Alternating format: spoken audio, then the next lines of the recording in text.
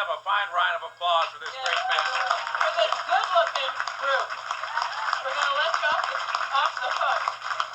But still continue to go by the camera and say something. Oh, you're going to Don't leave yet. I don't want to go off the hook yet. Irene. What I'd like you to do, if you Irene, could, they want to get a if picture. anybody knows a little bit of family stories of where our families came from, a little history, the stories will leave with you guys if you don't tell them. And I don't know how we all got here. I mean, I got the little picture on the wall there all the way back to Heinrich Horstman. I don't know who the hell Heinrich Horstman was.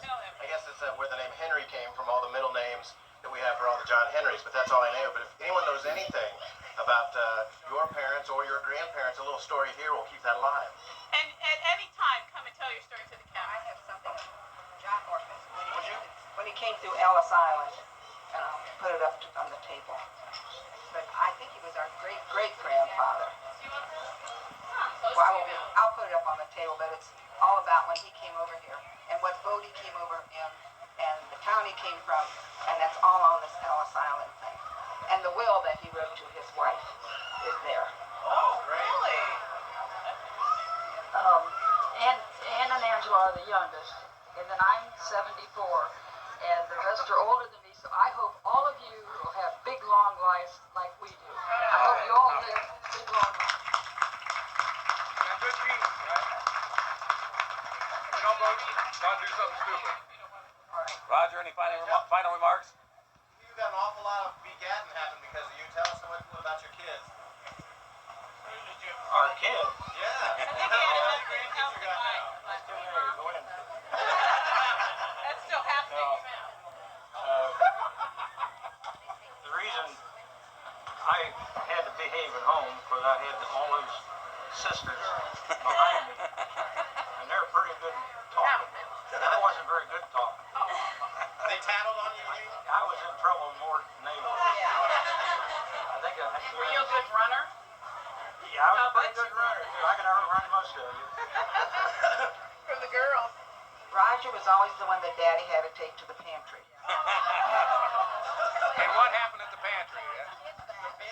And whenever he went away, he always came back with one shoe gone. Even on his first communion day, he lost his one shoe. And then after he would be spanked by Daddy, he'd come out of the door and say, "Didn't hurt you." And he'd go upstairs, and all of us girls would be standing there in the kitchen saying, "Oh, Roger, we're sorry, we're sorry." I think Roger has something to say in defense of himself. Now he has something to say.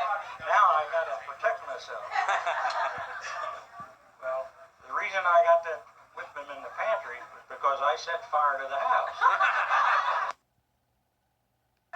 And the paper hanger runs upstairs and threw the curtain out on the front porch, took it out, stomped it out with his foot. That evening I got a spanking. You're lucky to be alive. That's the spanking. But they had to find me first. So after all that happened, I did disappear. And Dad got home about dark. He found out all about it. And so I knew where I was. So they looked and they looked and they looked and they looked. And daggone John. I was hiding in an old abandoned chicken coop. It was over in the neighbor's back yard.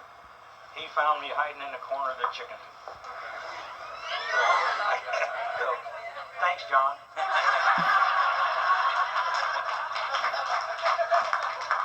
I really don't remember that.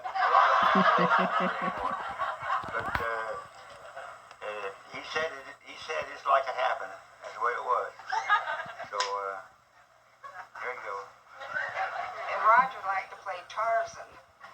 When we were coming home from school, St. Bernard's, my friend Anna, and we always had to go up behind old Lehman's grocery dry cleans while he and his buddies could climb trees and play like they're Tarzan.